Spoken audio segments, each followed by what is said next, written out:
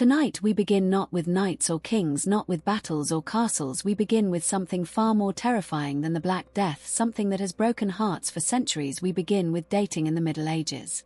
Imagine this: you like someone, you text them, maybe you overthink a reply, maybe you wait 3 hours so you do not look desperate. Now imagine this instead. You are 14, you have never spoken to the person you are about to marry, your parents negotiated the whole thing before you could walk, and the only thing anyone is asking is how many cows does her family own. Sound romantic? It was not.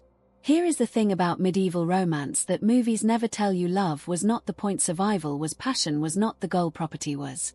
And yet people still fell in love, they still wrote secret letters, they still stole glances across crowded markets, they just had to do it all while being watched by their parents, their priest, and probably 3 nosy neighbors. So how did they do it? How did anyone find love in a world without dating apps, without privacy, without even the idea of choosing your own partner? Tonight we are going to uncover the strange, surprising, and sometimes scandalous truth about what dating was really like in medieval times, from marriage contracts signed before birth to secret languages of flirtation to the one night a year when you could actually dance with your crush. But before we travel back in time together, take a moment to like this video and subscribe to Little Historical. I create videos just like this one, stories from history that feel human, real, and sometimes a little bit strange. And let me know in the comments, do you think you would have survived medieval dating, or would you have ended up in a convent? I genuinely want to know. So find a comfortable spot, maybe turn down the lights, let yourself get pulled into a world without swiping, without texting, without any of the rules we take for granted, because in the Middle Ages finding love was not about finding the one, it was about finding anyone your parents approved of. Let us begin. So you are standing in a medieval village, it could be England, France, or somewhere in the German lands. The year does not matter much because the rules are the same everywhere. You see someone across the market, someone whose eyes meet yours for just a moment too long. Your heart does something strange, something you have been told to ignore.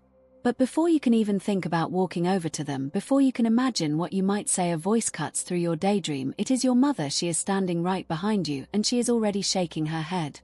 Here is the first truth about medieval romance that will shatter everything you think you know. Love was never the starting point, it was never the reason 2 people came together. In fact, the very idea of dating, of getting to know someone romantically before deciding to marry, did not exist for the vast majority of people. What existed instead was a transaction. If you were a peasant, your value was measured in very practical terms. Could you work a field without collapsing by noon? Could you milk a goat, churn butter, or weave cloth fast enough to keep a family clothed through winter? Could you survive childbirth? Because let us be honest, that alone was a battlefield. Your family did not ask if he made your heart flutter, they asked if his roof leaked, they asked if his father would throw in a pig with the agreement, they asked if he had all his teeth, because teeth meant you could still eat solid food, and that mattered more than poetry ever could. If you were noble, it was worse, so much worse. Your marriage was decided before you understood what marriage meant. Perhaps you were 3 years old when your father signed a treaty with another noble family. Your hand in marriage sealed an alliance. Your future was traded for peace between 2 territories. You were a walking contract with a pulse, and nobody asked if you minded. Here is what makes this so haunting: you still felt things, you still watched couples at festivals and wondered, you still noticed the way the blacksmith's son laughed or how the miller's daughter braided her hair. Those feelings did not disappear just because society pretended they did not matter, they just had nowhere to go. And so you learned to hide them. You learned that wanting someone was dangerous, not because wanting is wrong, but because wanting the wrong person could unravel everything: your family's reputation, your future security, your very place in the world, all of it balanced on you, keeping your heart exactly where it belonged, invisible. But here is the question that keeps me up at night: if love was never the reason 2 people came together, then what happened when love showed up anyway? What happened when you could not stop thinking about someone your parents would never approve of? What happened when the heart refused to obey? The answer is both beautiful and devastating, and it leads us directly into the strange world of what people actually brought to a marriage, because when love was not an option, you had to bring something else, something negotiable, something that could be weighed and counted and agreed upon. Let us talk about dowries. Let us talk about dowries, because nothing says romance like putting a price on your daughter and hoping the neighbors do not gossip about it. Imagine you are a young woman in medieval Europe. Your family loves you, of course they do, but love does not put food on the table. Love does not secure your future. What secures your future is what you bring with you when you leave. Your dowry is everything. It is money, linens, livestock, furniture, and sometimes land. It is the sum total of your family's ability to marry you off successfully, and here is the brutal truth: no dowry means no husband.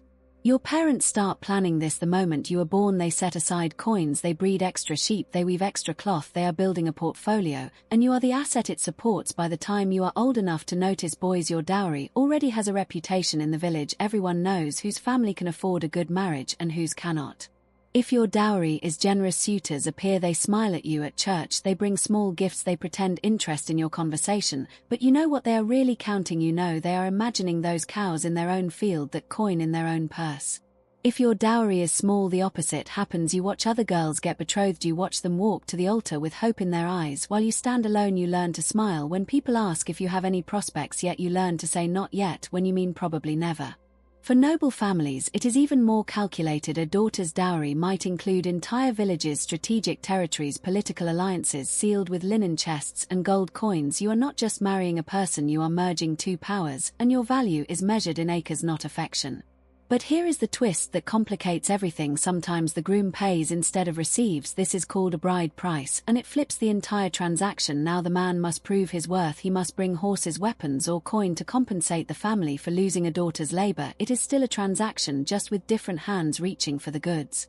Either way someone is paying, either way someone is calculating, either way the night before your wedding you lie awake wondering if he would still want you if you came with nothing. You already know the answer, you just do not want to admit it.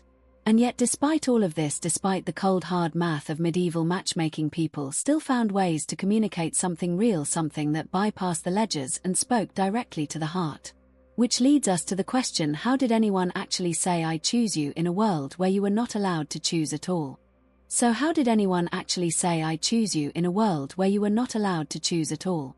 You wrote it down, you hid it in cloth, you passed it through hands that pretended not to notice, and you prayed. Love letters were the most dangerous thing you could possess in the Middle Ages, more dangerous than a weapon, because a weapon could only kill your body, a letter could destroy your reputation, your family, your future, and your soul according to the church, and yet people wrote them anyway, by candlelight, by stolen moments, by the flicker of a fire when everyone else was asleep. If you were literate, you had power, you could put words on parchment that you would never dare speak aloud, you could confess things that would make your mother faint and your priest reach for holy water, you could say I think of you when I should be praying, I see your face when I close my eyes, I would trade every cow in my father's field for one moment alone with you. But literacy was rare, so sometimes you dictated, sometimes you paid a wandering scholar or a bribed monk to write your feelings for you. Imagine that for a moment, standing in the shadows, whispering your deepest desires to a stranger who writes them down in beautiful Latin script that you cannot even read yourself, trusting that stranger with everything. Then came the delivery. This was its own art form. You could not simply hand someone a love letter that would be scandalous. You needed a messenger, a loyal servant who would not gossip, a younger sibling who did not yet understand what they were carrying, a minstrel who could sing your words in public pretending they were just a song, while the person you loved stood in the crowd knowing every word was meant for them. And if you were a woman receiving a letter, you had to be even more careful. You could not be seen reading it, you could not be caught blushing. You slipped it into your sleeve and read it later in the latrine or behind the chicken coop where no one would notice your trembling hands. But letters were not the only way. Some people developed whole secret languages of flirtation right in front of everyone. Take the language of the fan. A woman could hold it a certain way, and every man watching would know exactly what she meant. Touching it to her lips meant kiss me, drawing it across her cheek meant I love you, opening it wide meant wait for me. And here is the brilliant part, if anyone accused her of impropriety, she could simply look confused. I was just hot, it is a fan, what else would I do with it? Plausible deniability, the medieval heart's best friend. There were also tokens, a glove pressed into a hand at just the right moment, a ribbon tied to a sword hilt, a sleeve embroidered with secret symbols that only the intended recipient understood. These small objects carried the weight of entire conversations, they said what lips could not. And sometimes these tokens were returned. Sometimes a woman would take the ribbon from her hair and press it into a man's palm with trembling fingers, and he would wear it into battle or tournament for all to see, a public declaration of a private thing, a secret everyone knew but no one spoke aloud.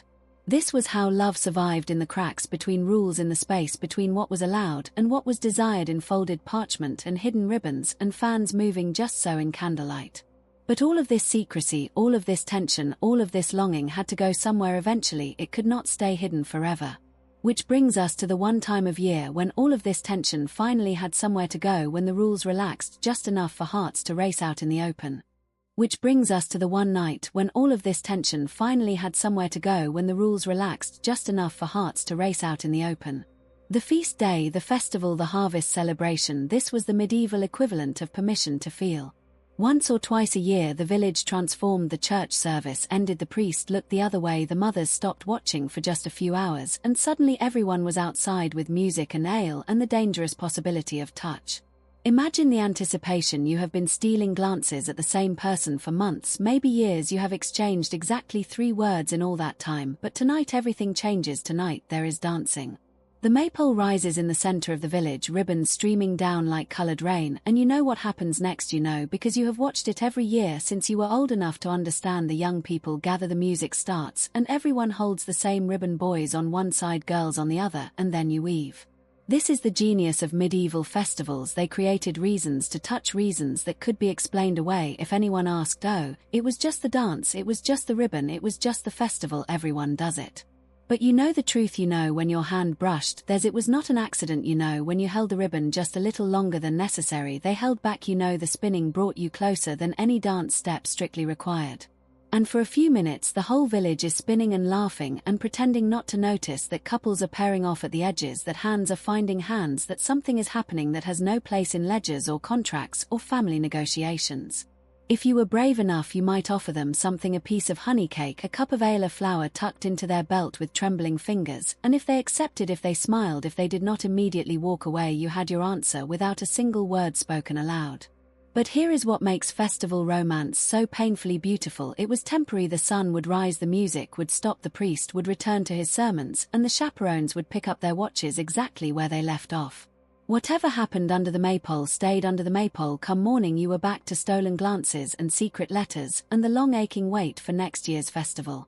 Unless you were bold enough to take it further, unless the touch lingered, unless the promise meant something, unless you decided that one night was not enough and you would find a way to make it last. But that is a story for another time. For now, just know this: in the Middle Ages love did not die, it just learned to dance in daylight once a year before retreating back into the shadows where it burned quietly, waiting for the next chance to be seen.